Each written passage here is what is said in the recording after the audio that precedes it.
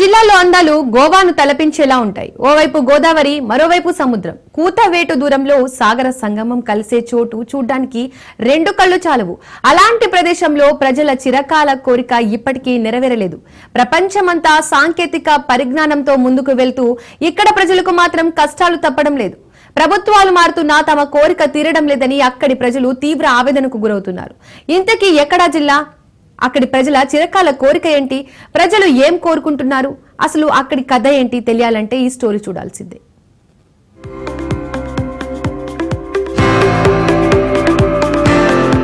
అంబేద్కర్ కోనసీమ జిల్లా సకినేటిపల్లి నరసాపురంలోని వశిష్ఠ నదిపై వంతెన నిర్మాణం కోనసీమ జిల్లా ప్రజల చిరకాల కోరిక. ప్రభుత్వాలు మారుతున్న బ్రిడ్జి నిర్మాణం మాత్రం శంకుస్థాపనకే పరిమితమైంది. పశ్చిమ గోదావరి జిల్లా నరసాపురం, ఇటు అంబేద్కర్ కోనసీమ జిల్లా సకినేటిపల్లి లంకకు మధ్య ఉన్న గోదావరి నదిపై బ్రిడ్జి నిర్మాణం శిలాఫలకం దాటి ముందుకు సాగడం లేదు. ఎన్నో దశాబ్దాల కళ. ఎవరో వస్తారు, ఏదో చేస్తారని ఎదురు చూడడం తప్ప ఒరిగేదేమీ లేదు. నిత్యం వేల సంఖ్యలో యాత్రికులు అక్కడికి రాకపోకలు సాగిస్తుంటారు. ఈ గోదావరి నది ద్వారా ప్రభుత్వానికి సంవత్సరానికి కోట్లలో ఆదాయం వస్తున్న వంతెన నిర్మాణం కలగానే మిగిలిపోతోంది.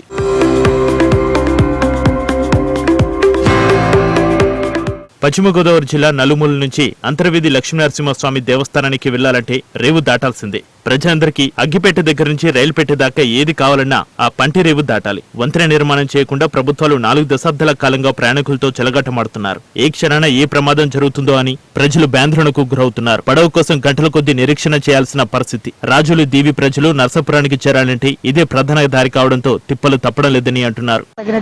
నరసాపురం బ్రిడ్జి కోసం మనం చేస్తున్నాం. ఏం చెప్తుందండి, మాకు చిలకాల కోరిక ఇది చిలకాల కోరిక. ట్యాబ్లెట్ కావాలని నరసాపురం వెళ్ళాలి. రేవు అని రేవు పాట పెడుతున్నారండి. పాట పెట్టి ఇలా ఒక టైమింగ్ చెప్తున్నారు.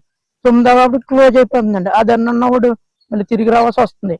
దానివల్ల ఈ బ్రిడ్జి పడాలని మేము కోరుకుంటూ సెలవు తీసుకున్నాం.